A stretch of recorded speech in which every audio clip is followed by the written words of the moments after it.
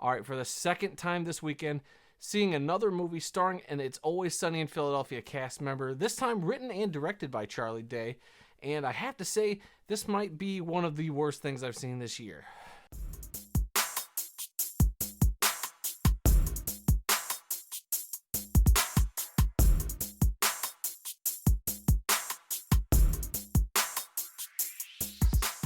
So, Fool's Paradise is a new film written and directed by Charlie Day. It's his directorial debut, and it's essentially kind of an homage to the old school black and white silent films, with Charlie Chaplin playing the tramp, and it's kind of got that vibe to it.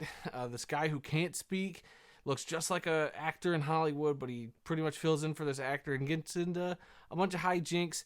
And that's essentially your plot of this movie. That literally, I love Charlie Day. I love Charlie Day on It's Always Sunny. I think some of his writing can be very sharp, but this just seems like, how did anybody approve this?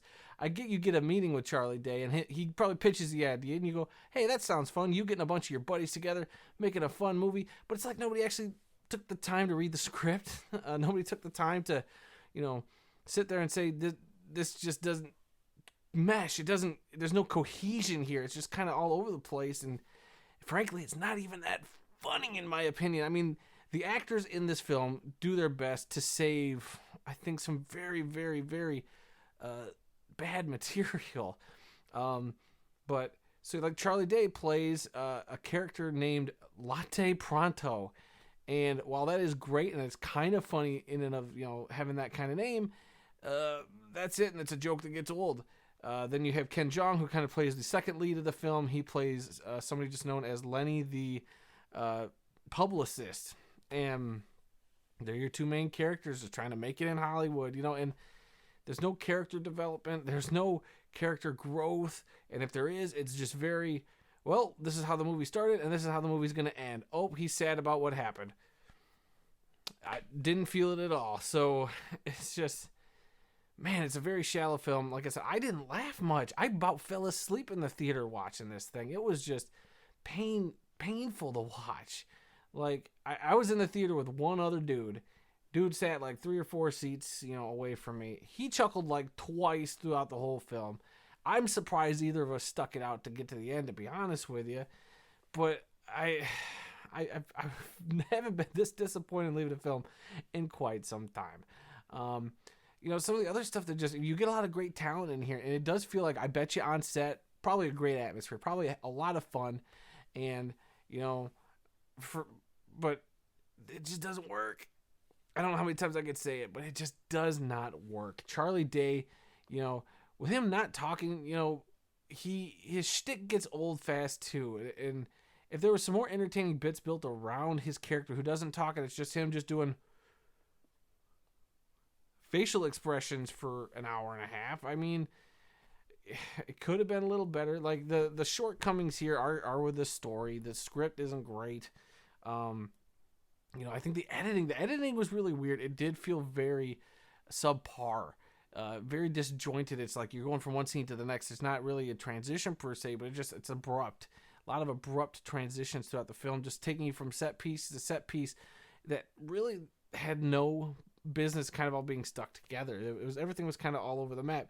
This dude, it was like the dude was in Hollywood for a day, but he went through, and I get it, maybe that was the joke, it just didn't land, but like, being discovered, getting married and divorced and blah blah blah, and all this stuff happening to him in the span of what feels like a day, but maybe more time passing it, you don't really get a good sense of it. But I get it, it's a comedy, so maybe that's not supposed to be there. But again, a comedy that's not funny does not work, and this just doesn't work. I feel bad because the actors, I think, are fine. I think the performances, for the most part, are pretty good, though their shtick gets old.